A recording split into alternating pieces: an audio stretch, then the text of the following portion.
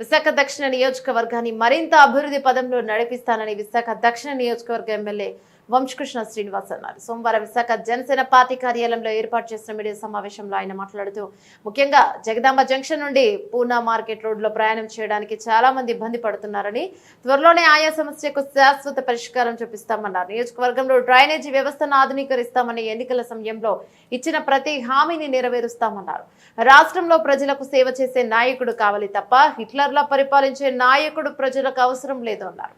అందుకే రాష్ట్ర ప్రజలు ఎన్నడూ లేని విధంగా తీర్పునిచ్చారన్నారు. నా ధన్యవాదాలు. రిజల్ట్ వచ్చిన తర్వాత ఒక ప్రెస్ మీట్ పెట్టాలని అనుకున్నాం. కొంచెం జనం ఎక్కువ వల్ల కొంచెం లేట్గా పెట్టడం జరిగింది. విశాఖపట్నం దక్షిణ ప్రజలకి శిరస్సు వంచి మనస్ఫూర్తిగా ధన్యవాదాలు తెలియజేస్తూ, రాష్ట్ర చరిత్రలో కన్ని విని ఎరగని రీతిలో నాకు ఓటు పర్సంటేజ్ ఇచ్చినందుకు వాళ్ళకి ప్రత్యేకమైన ధన్యవాదాలు. నాకు ఇంకా బాధ్యత పెంచారు వాళ్ళు. ఆ బాధ్యతను నెరవేరుస్తారని చెప్పేసి వాళ్ళకి హామీ ఇస్తూ, ఈ రాష్ట్రంలో ఏ నియోజకవర్గంలో కూడా చేయని విధంగా నేను వర్క్ చేసి పవన్ కళ్యాణ్ గారి దగ్గర, చంద్రబాబు నాయుడు గారి దగ్గర మంచి పేరు తెచ్చుకుంటాను. పవన్ కళ్యాణ్ గారి యొక్క ఆశయాల కోసం ఆయన ఏ విధంగా నాకు నా మీద ఎక్స్పెక్టేషన్ పెట్టుకొని ఇచ్చారో అదేవిధంగా నేను గిఫ్ట్గా ఆయనకి ఇవ్వడం జరిగింది. కాబట్టి రానున్న రోజుల్లో పార్టీ కోసం, ఆయన ఆశయాల కోసం నేను పనిచేస్తానని చెప్పేసి మా బాస్కి హామీ ఇస్తూ, ముఖ్యంగా సౌత్ నియోజకవర్గంలో ఇవాళ జగదాంబ సెంటర్ నుంచి పాత పోస్ట్ ఆఫీస్ ఉన్న రోడ్డు చాలా ఇబ్బంది పడుతూ ఉన్నారు. ఆ రోడ్ని అతి త్వరలోనే కంప్లీట్ చేయమని చెప్పేసి చెప్పడం జరిగింది. అది చేస్తారు. అలాగే నేను ఒక మెయిన్ హామీ ఇవ్వడం జరిగింది. కొబ్బరి తోట నుంచి పెర్రీ రోడ్డు వరకు, అంటే దాదాపు పోర్ట్ వరకు ఉన్నటువంటి ఆ డ్రైనేజీని ఆధునీకరించి కాలుష్యం నుంచి కాపాడుతానని చెప్పడం జరిగింది. అది అతి త్వరలోనే నేను ఆల్రెడీ పోర్టు వాళ్ళతో మాట్లాడాను.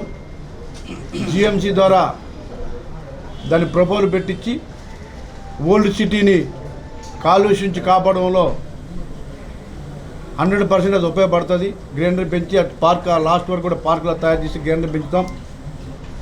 అలాగే చాలా కళ్యాణ మండపాలు అడిగారు. నేను ఒక హామీ ఇచ్చాను వాళ్ళకి, ఒక రైతు బజార్ని ఆ నియోజకవర్గంలో పెడతానని. అది కూడా చేసి తీరుతాం. అలాగే కళ్యాణ మండపాలు, దోబీ ఘాట్లు, under ground drainage system, water problem, ఇవన్నీ కూడా నేను హామీ ఇవ్వడం జరిగింది. అవన్నీ కూడా రేపు ప్రమాణ స్వీకారం చేసి వచ్చిన తర్వాత ఇచ్చిన ప్రతి హామీ దగ్గరికి వెళ్ళి ప్రతి ఒక్కటి కూడా చేస్తానని చెప్పేసి మీ ద్వారా వాళ్ళకి తెలియజేస్తూ ఉన్నా. ఇకపోతే ఈ అద్భుతమైన అవకాశాన్ని ఈ రాష్ట్ర ప్రజలు ఎంత సైలెంట్గా ఉమ్మడి అభ్యర్థులను గెలిపించారో మీరందరూ కూడా చూశారు. నేను గతంలో చాలాసార్లు చెప్పా, ప్రెస్ మీట్లో చెప్పా ఎలా ఉండబోతుందని. అంతకంటే ఇంకా ఎక్కువగానే వచ్చింది తప్ప ఎక్కడా కూడా తగ్గలేదు. ఇవాళ మీరు చూస్తే అభివృద్ధికి ఓటేశారు. ఈ రాష్ట్ర ప్రజల సంక్షేమం కోసం ఓటేశారు. ఈ రాష్ట్ర ప్రజలందరూ కూడా సైలెంట్గా వాళ్ళ పని వాళ్ళు చేశారు. వెళ్ళి ఈ రాష్ట్రాన్ని కాపాడుకోవాలి. ఈ దురదృష్టమైనటువంటి పరిపాలన, ఈ దుర్మార్గమైనటువంటి పరిపాలన నుంచి ప్రజల్ని రక్షించాలి, యువతను కాపాడుకోవాలి, ఎంప్లాయ్మెంట్ జనరేట్ చేసుకోవాలి, రాష్ట్రంలో పరిశ్రమలు రావాలి, నిరుద్యోగులు ఎవరు కూడా ఉండకూడదు, ఈ రాష్ట్రం అన్ని విధాల అభివృద్ధి జరగాలని చెప్పేసి ఇవాళ ఓట్లు వేశారు తప్ప ఇంట్లో కూర్చొని బటన్ నొక్కుతున్న ఆయనకి ఆయన కళ్ళవడు ఊహించున్నాడు.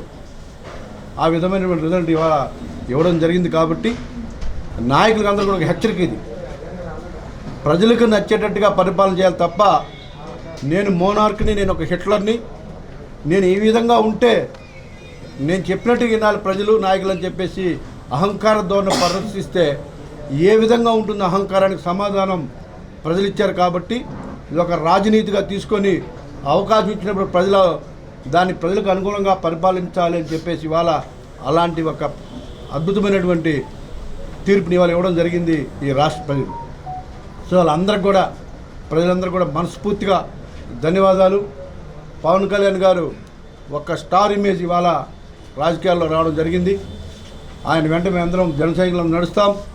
ఆయన యొక్క ఆశయాల కోసం ఆయన ఇంకా గొప్ప పొజిషన్ చూడడానికి శక్తి వంచన లేకుండా పనిచేస్తామని చెప్పేసి మీ ద్వారా ఈ రాష్ట్ర ప్రజలకు తెలియజేస్తా ఉన్నాం.